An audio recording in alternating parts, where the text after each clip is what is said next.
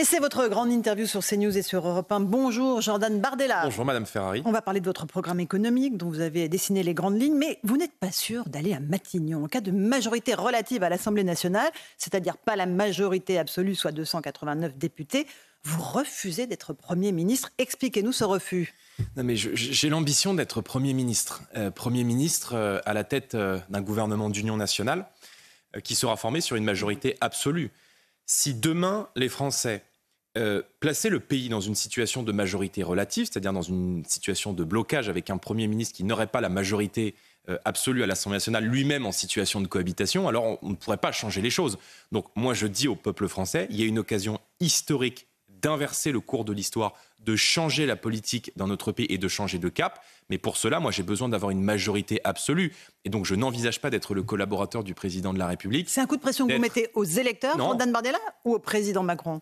Je suis le candidat de la vérité et je dis la vérité aux Français. Je ne vais pas dire aux Français « élisez-moi pour faire ajouter Premier ministre sur ma carte de visite ». Je dis aux Français « je veux changer les choses, je veux être en situation d'agir ». Et je ne mens pas à mes compatriotes, je leur dis « si vous voulez que j'agisse dans un sens de moins d'immigration, de plus de paix fiscale, si vous voulez que nous défendions la France, nos valeurs et notre identité qui a été considérablement abîmée depuis 7 ans, j'ai besoin pour cela d'avoir une majorité absolue pour faire passer à la fois mes urgences et mes réformes. » Mais si vous n'obtenez pas cette majorité absolue, que se passe-t-il si vous refusez d'aller à Matignon? Si vous êtes le premier groupe parlementaire, il y a une crise politique qui s'installe. Quelle est la solution de cette crise politique? Je ne vais pas faire de politique fiction, madame. Non, mais les Français ont placé le Rassemblement national en tête des élections. Ça veut dire démission d'Emmanuel Macron européennes. Nous sommes aujourd'hui dans une dynamique qui est une dynamique incontestable.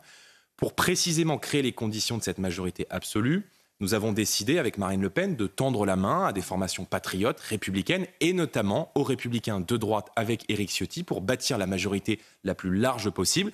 Je suis à la tête de cette coalition, mais je dis une vérité aux Français, c'est que pour agir, il me faudra une majorité absolue. Si nous sommes en situation de majorité relative, comme c'est le cas dans le pays depuis la réélection d'Emmanuel Macron en 2022, alors le Premier ministre ne peut pas agir. Je ne vais pas vendre aux Français des mesures ou des actions que je ne pourrais pas mener. Je leur dis la vérité. Et pour agir, j'ai besoin d'une majorité absolue. Est-ce que vous voulez réellement exercer le pouvoir ? Oui, je veux exercer le pouvoir, madame. Je veux exercer le pouvoir. Et là, vous refusez Matignon si vous aviez une majorité. Non, mais madame, je ne veux pas le pouvoir pour le pouvoir. Je ne veux pas le pouvoir pour ma gloire personnelle.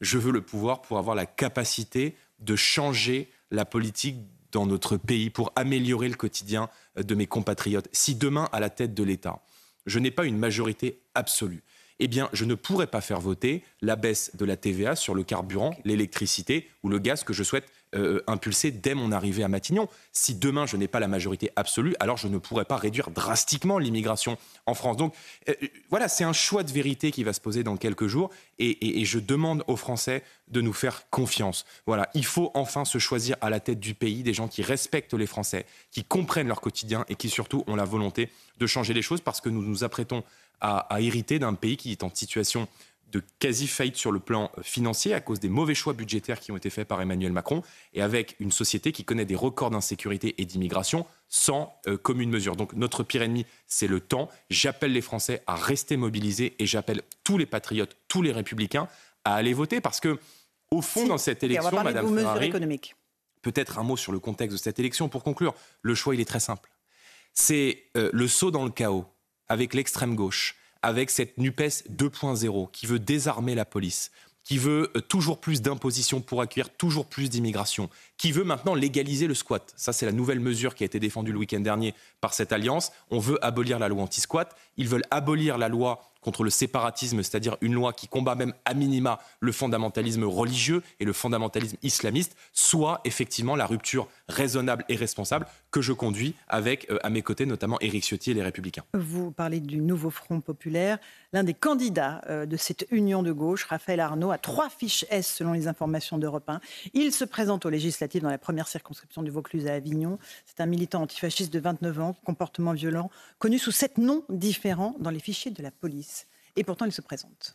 Mais est-ce que vous vous rendez compte du danger et du péril qui est aujourd'hui aux portes de la République française ? On a une coalition qui réunit tous les partis de gauche, d'extrême gauche, qui a fait le choix de la radicalité, qui a fait le choix de l'insurrection, qui investit aux élections des gens qui sont fichés S, c'est-à-dire des gens qui sont suivis par nos services de renseignement car ils représentent un danger pour la sécurité de l'État. La personne que vous mentionnez fait partie de la mouvance d'ultra-gauche, cette mouvance qui attaque nos forces de l'ordre, cette mouvance qui attaque nos commerces, cette mouvance qui piétine les champs de nos agriculteurs et cette mouvance qui utilise la violence, le chaos et le désordre comme méthode d'action politique. Donc le choix, il est extrêmement simple et tous les Français qui nous regardent doivent avoir conscience que ce péril est aujourd'hui aux portes du pouvoir à cause de cette coalition de gauche dans laquelle on voit M. Hollande qui a été le président qui a fait face en 2015 aux attaques terroristes de Charlie Hebdo, du Bataclan, de l'Hypercacher et du Stade de France et qui se retrouve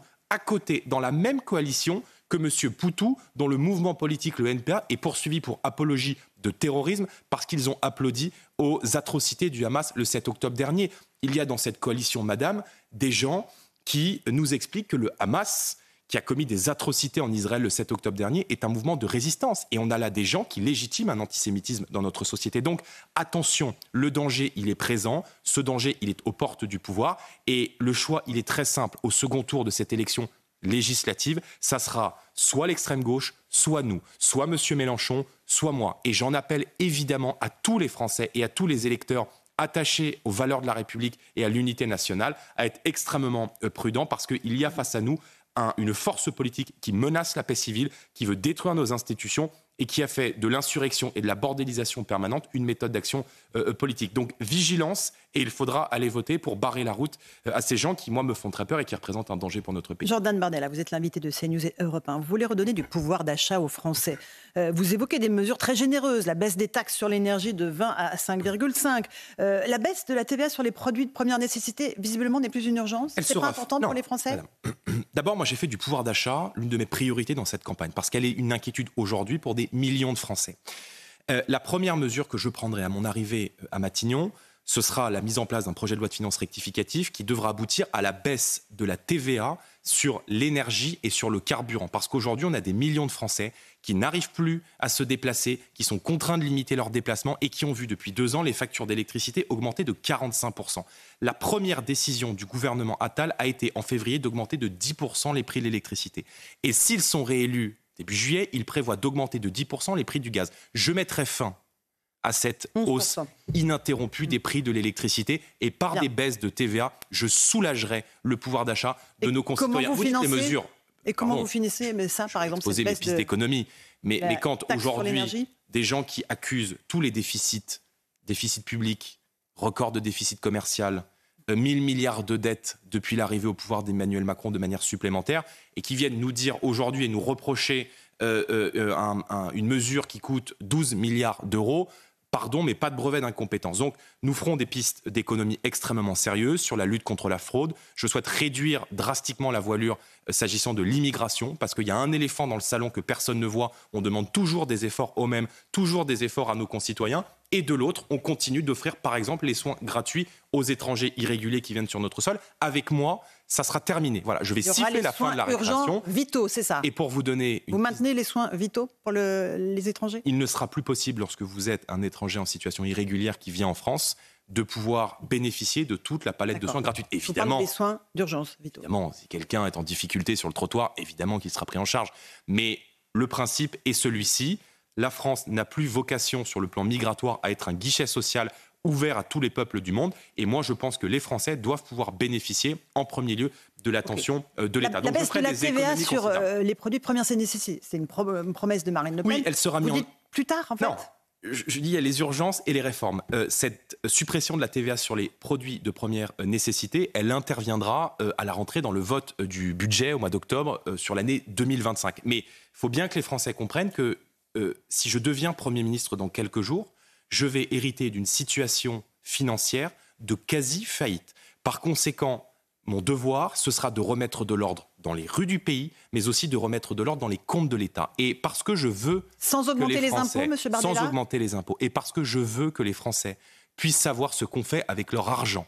Les Français qui nous regardent ce matin ne comprennent pas que dans notre pays, on paye toujours plus d'impôts, toujours plus de taxes, et que de l'autre, on ait de moins en moins de services publics. Donc je ferai, dès mon arrivée à Matignon, la transparence, un audit sur les comptes publics, un audit sur les comptes de l'État, et je chargerai une commission indépendante, une commission du bilan, de faire un audit de tous les grands services de l'État, sous l'autorité de hauts fonctionnaires de la Cour des comptes, d'universitaires et aussi d'économistes, parce que les gens ne comprennent pas où passe leur argent. Et je lutterai aussi contre la fraude. Et si cet audit montre évidemment qu'il y a des mesures que vous devez prendre, qui seront impopulaires et qui nécessiteront une hausse des impôts, vous les prendrez, Jordan Bardella ? Quelles mesures ? Toutes celles que vous proposez. Mais moi, baisse de la TVA sur les prix de produits de première nécessité. Mais je ne ferai pas. Moi, TVA sur l'énergie. Je ne fais pas de la politique fiction. Je veux rendre aux Français les fruits de leur argent et les fruits de leur travail. Donc, je compte remettre de l'ordre dans les comptes publics. Je compte mettre fin à l'immigration de guichet social qui nous coûte beaucoup d'argent. Je souhaite abaisser la contribution de la France à l'Union européenne, madame, parce qu'il n'y a aucune raison, et je l'ai dit pendant toute ma campagne électorale, qu'on demande toujours aux Français de faire des efforts, toujours à nos collectivités, à l'État de faire des efforts. On reçoit aussi de l'argent de l'Union européenne, vous le savez parfaitement, de la PAC, par exemple. On est contributeur net, donc on reçoit plus qu'on donne au budget de l'Union européenne. Donc je souhaite réduire un peu la voilure, parce que quand je vois que l'Union européenne finance, par exemple, le réseau d'eau à Gaza, si vous voulez, c'est très joli et ça fait sans doute plaisir à nos amis de la NUPES, entre guillemets, mais quand je vois qu'à Mayotte et que dans d'innombrables territoires d'outre-mer, il y a des milliers de nos concitoyens, de nos compatriotes qui n'ont pas accès à l'eau potable, ben moi, pardon, ça me pose un problème. Et je souhaite que mes compatriotes, chez eux, soient les premiers servis. On baisse cette contribution de la France au budget de l'UE de 2 milliards d'euros, c'est ce que vous proposez. Vous savez déjà que dans le projet de loi de finances 2024, il y avait une baisse de 3,3 milliards qui était prévue. Donc on rajoute vos 2 millions d'euros en plus ? Aujourd'hui, on est contributeur net à environ 10 milliards d'euros. Entre ce qu'on donne chaque année à l'Union européenne et ce qu'on reçoit, il y a 10 milliards d'euros qui s'en vont dans le puissant fond de l'Union européenne. Moi, je souhaite réduire la voilure parce qu'il n'y a aucune raison que tout le monde fasse des efforts et que tout le monde fasse des économies, mais que, évidemment, l'Union européenne n'en fasse pas. C'était déjà prévu, donc on rajoute 2 milliards d'euros. 2 milliards, c'était évidemment, c'est sur les premières semaines. Et je souhaite également m'intéresser aux niches fiscales qui sont accordées à de très grandes entreprises et qui ne se justifient pas au regard du climat social. Je vous donne un exemple. Aujourd'hui, sur les armateurs, par exemple, il y a des entreprises qui font 15, 20, 25 milliards d'euros de bénéfices, un petit peu moins. Il y a une niche fiscale sur les armateurs qui coûte 5 milliards d'euros, 5,6 milliards d'euros à l'État. Je souhaite mettre fin à cette niche fiscale parce que je pense qu'il y a de très grandes entreprises qui font de très très gros profits, mais qu'on est en période d'urgence sociale, de crise sociale, et que cet argent doit bénéficier en priorité aux Français par des baisses de taxes pour permettre à tous nos concitoyens de respirer. Parce que quand je vois des millions de Français, madame, qui réduisent leur consommation, qui font des efforts, qui mettent des pulls l'hiver, qui limitent l'utilisation du chauffage et qui, malgré leurs efforts, malgré le fait de réduire la consommation, voient les factures augmenter, ben moi je trouve cette situation inacceptable. Jordan Bardella, est-ce que vous allez rétablir l'impôt sur la fortune qui avait été supprimé par Emmanuel Macron pour le transformer en IFI, impôt sur la fortune immobilière? Alors nous voulons transformer... Vous le rétablissez, l'ISF? Nous voulons transformer, on a une nouvelle mesure. Nous voulons transformer, Marine Le Pen l'avait défendu pendant l'élection présidentielle, l'impôt sur la fortune immobilière en un impôt sur la fortune financière, avec des taux qui seraient similaires, mais c'est une vraie philosophie politique. Parce que le choix qu'a fait Emmanuel Macron d'alléger la fiscalité sur les transactions financières, mais de l'alourdir sur le patrimoine immobilier, moi, ça me pose un problème de philosophie politique. Parce que je veux qu'on puisse transmettre la France, y compris dans son aspect le plus matériel, à ses enfants, à ses petits-enfants. C'est-à-dire que la résidence principale serait exclue de ça. Et donc, je souhaite décharger la pierre et l'immobilier de fiscalité pour mettre cette pression fiscale avec les mêmes barèmes sur les transactions financières. Moi, je veux une fiscalité qui soit une fiscalité juste. Mais vous ne voulez pas taxer les riches pour taxer les riches ? Mais ça ne veut rien dire, ça c'est un slogan. Il faut que la fiscalité elle soit juste. Et effectivement, Emmanuel Macron, et c'est ce qui a choqué des millions de Français, a fait des cadeaux fiscaux considérables, non pas aux riches, mais aux très riches et aux hyper riches dans notre société, alors que des millions de Français sont contraints de se serrer la ceinture. Donc moi, ma priorité et les choix budgétaires que je serai amené à faire se feront toujours, je le dis et je l'assume, en faveur des classes populaires et en faveur des classes moyennes. C'est de là d'où je viens et je peux vous dire qu'ayant grandi dans une cité modeste de Seine-Saint-Denis avec ma mère, je sais ce que c'est que le 15 du mois, de ne plus avoir grand-chose sur le compte en banque. Vous voulez toujours supprimer l'impôt sur le revenu pour tous les jeunes actifs jusqu'à 30 ans ? Madame, ça c'était le projet de la campagne présidentielle. Ça reste nos mesures, ça reste notre projet. Mais juste, je dis aux Français, je ne vais pas faire en 3 mois un projet présidentiel qui était prévu sur 5 ans. Donc toutes ces mesures, elles restent d'actualité, mais chaque Français gère un budget, chaque Français gère un salaire. Je veux dire, avant de prendre des décisions et avant d'engager des dépenses, moi je ne dis pas aux Français, je vais faire ci, ça et ça pour vous faire plaisir pendant la campagne électorale. Je dis, voici mes priorités, le pouvoir d'achat, la sécurité, l'immigration, l'accès à la santé. Je vais regarder les comptes de l'État et je pense que nous allons découvrir beaucoup de cadavres dans le placard parce que quand on perd 0,6 points de déficit entre le mois de décembre et le mois d'avril, c'est soit que le gouvernement a été amateur dans ses calculs, soit qu'il a sciemment menti. Donc je veux rétablir de la raison budgétaire dans les comptes publics et avant de promettre tout et n'importe quoi, je dis aux Français, nous allons faire le point sur les comptes de l'État, nous vous dirons en transparence ce qu'il en est et nous arbitrons en fonction. Et d'ici là, priorité à des baisses de taxes, rétablissement de la sécurité et lutte contre l'immigration, aussi pour faire des économies. Jordan Bardella, sur la réforme des retraites, il y a un flou. Qu'est-ce que vous proposez exactement? Vous allez l'abroger, cette réforme des retraites, comme celle sur la réforme de l'assurance chômage? Oui. D'abord, moi, je suis opposé à la réforme de l'assurance chômage. Peut-être qu'on en parlera après. Et j'ai combattu cette réforme Macron sur les retraites. Pourquoi? Parce que, d'abord, je la trouve injuste socialement et qu'elle est inefficace sur le plan économique. Aujourd'hui, la réforme Macron coûte de l'argent à l'État. C'est plus de 400 millions d'euros qui ont été déboursés pour financer cette réforme en 2023. Et on sait, c'est avéré, ce sont les chiffres du ministère de la Santé, que deux tiers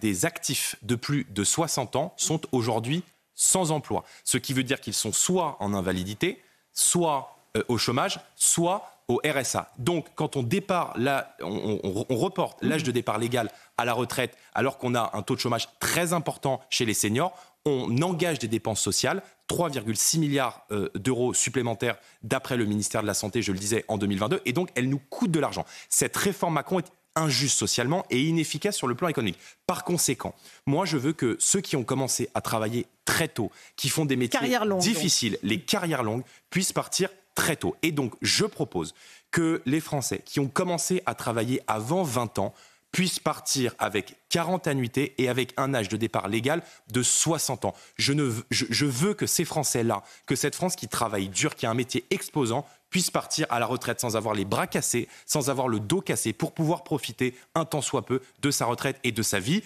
C'est un coût d'1,6 milliard d'euros que nous engagerons à partir de l'automne. Encore une fois, il y a un premier temps qui va être montant des urgences, le temps de l'audit, le temps du pouvoir d'achat, de la sécurité et de l'immigration. Et à compter de l'automne, j'engagerai avec ma majorité le temps des réformes. Une dernière question, Jordan Bardella. Il y a eu un certain nombre de réactions de personnalités publiques, sportives, culturelles. Kylian Mbappé notamment, qui appelle les jeunes à aller voter contre les extrêmes qui sont aux portes du pouvoir. Marcus Thuram également. Il est normal que ces sportifs utilisent leur liberté d'expression pour s'engager dans le débat politique actuel. S'ils appellent à voter contre les extrêmes, je ne me sens pas visé.